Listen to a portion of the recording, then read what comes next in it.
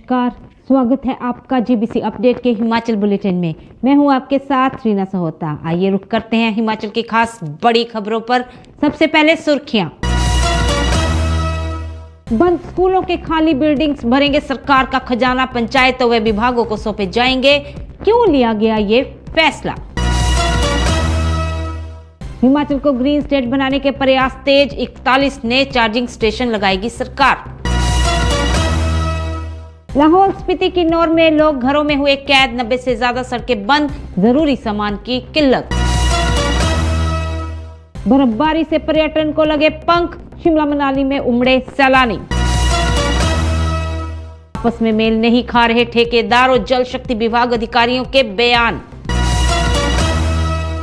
हिमाचल में कांग्रेस की नई कार्यकारिणी के गठन के लिए समय सीमा तय। तनख्वाह रोकी तो सूचना आयोग पहुंच गया शिक्षक।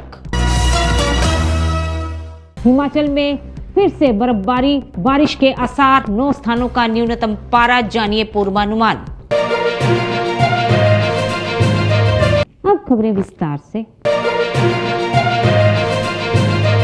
हिमाचल सरकार ने शून्य व कम विद्यार्थी संख्या वाले 1094 स्कूलों को बंद किया है।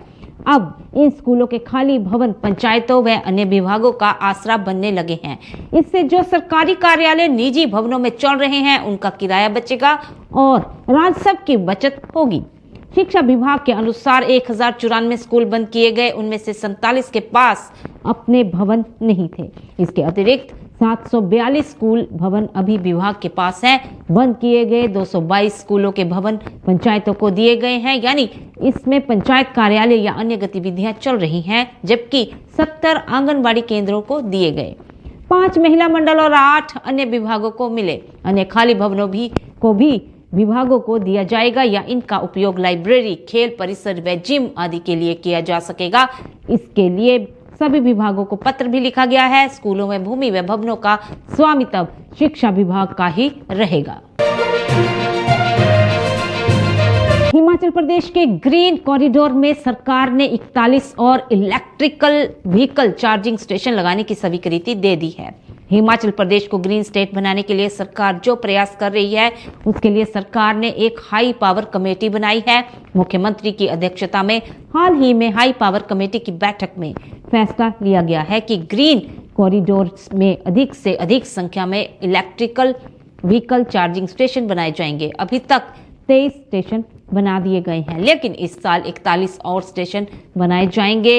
इसके साथ ही हिमाचल में पेड़ कटान पर पहले से प्रतिबंध है और अभी सरकार ने कुछ और प्रजातियों के पेड़ों को काटने पर भी रोक लगाई है। सरकार ऐसे काम करना चाहती है जिससे प्रदूषण ना हो और हिमाचल ग्रीन स्टेट के रूप में जाना जाए। हिमाचल में बीते 24 घंटों के दौरान अलग अलग जगह बर्फबारी दर्ज की गई है। शिमला के ऊपरी हिस्सों समेत कुल्लू, लाहौल स्पीति, किन्नौर और चंबा जिला के जनजातीय उपमंडल भरमौर में ताजा बर्फबारी विभाग ने रिकॉर्ड की है। बर्फबारी का बड़ा असर जनजातीय क्षेत्रों में देखने को मिल रहा है। इन क्षेत्रों में तापमान में बड़ी गिरावट दर्ज हुई है और 5 डिग्री सेल्सियस तक तापमान गिरा है। बर्फबारी की वजह से प्रदेश भर में 100 से ज्यादा सड़कें बाधित हो गई हैं। इन सड़कों के बाधित होने की वजह से रोजमर्रा की जरूरत का सामान लोगों तक नहीं पहुंच पा रहा है। सड़कें बंद होने का सबसे बड़ा असर लाहौल स्पीति और किन्नौर में देखने को मिल रहा है। यहां जरूरत के सामान की किल्लत महसूस होनी शुरू हो गई है। इन दोनों जिलों में ज्यादातर लोग घरों में ही कैद हो गए हैं और अब मामूली से उपचार के लिए भी ग्रामीण पूरी तरह से हेली टैक्सी पर निर्भर हो गए हैं। वहीं दूसरी ओर चले तो बर्फबारी के बाद हिमाचल प्रदेश के पर्यटन स्थल सैलानियों से गुलजार हो गए हैं। बर्फबारी का लुत्फ उठाने के लिए बड़ी संख्या में सैलानी हिमाचल के पर्यटन स्थलों का रुख कर रहे हैं। रविवार को शिमला और मनाली में सैलानियों की भारी भीड़ उमड़ी। बर्फ में अटखेलियां करने के लिए सैलानी शिमला के कुफरी और रोहतांग टनल के पास सिस्सू पहुंचे। नए साल के जश्न के बाद हिमाचल में सैलानियों की आवाजाही बढ़ गई है। बर्फबारी सैलानियों को खासा आकर्षित कर रही है। प्रदेश के शिमला जिले के ठियोग में टैंकरों से पानी की आपूर्ति में करोड़ों रुपए के कथित गड़बड़झाले में चल रही विजिलेंस जांच में बड़ी अनियमितताएं सामने आ रही हैं। विजिलेंस पूछताछ में ठेकेदारों और जल शक्ति विभाग के अधिकारियों के बयान आपस में मेल नहीं खा रहे हैं, जबकि किए गए रिकॉर्ड के आधार पर अधिकारियों, ठेकेदारों और स्थानीय लोगों से पूछताछ की जा रही है। रविवार को भी विजिलेंस की एक टीम ठियोग में डटी रही और स्थानीय लोगों के बयान दर्ज किए गए। टैंकरों से पानी की आपूर्ति में किए गए घोटाले में जल शक्ति विभाग के अधिकारियों और ठेकेदारों की दिक्कतें बढ़ सकती हैं। मामले की जांच में विजिलेंस को अनियमितताओं से जुड़े कई साक्ष्य मिले हैं। हिमाचल में कांग्रेस संगठन के गठन में दिल्ली चुनाव का पेंच फंस गया है। राज्य में कांग्रेस संगठन का गठन अब फरवरी के मध्य तक हो सकता है। इस ऐलान के साथ ही संगठन चुनाव की नई समय सीमा तय हो गई है। कांग्रेस के ज्यादातर नेता दिल्ली में व्यस्त हैं। इसके अलावा कांग्रेस हाईकमान ने जिन नेताओं को ऑब्जर्वर के तौर पर तैनात किया है, वे भी दिल्ली चुनाव में अहम जिम्मेदारी संभालने वाले हैं। हिमाचल में भी कांग्रेस के बड़े नेता दिल्ली चुनाव में हिस्सा लेंगे। गौरतलब है कि कांग्रेस राष्ट्रीय अध्यक्ष मल्लिकार्जुन खड़गे ने राज्य के कांग्रेस संगठन को भंग कर दिया है और अब हिमाचल में दोबारा से संगठन के गठन को लेकर तैयारियां चल रही हैं। इस क्रम में कांग्रेस के ऑब्जर्वर ब्लॉक और जिला स्तर पर पदाधिकारियों के चयन प्रक्रिया को पूरा कर रहे हैं। इसके बाद यह रिपोर्ट राज्य मुख्यालय को भेजी जाएगी।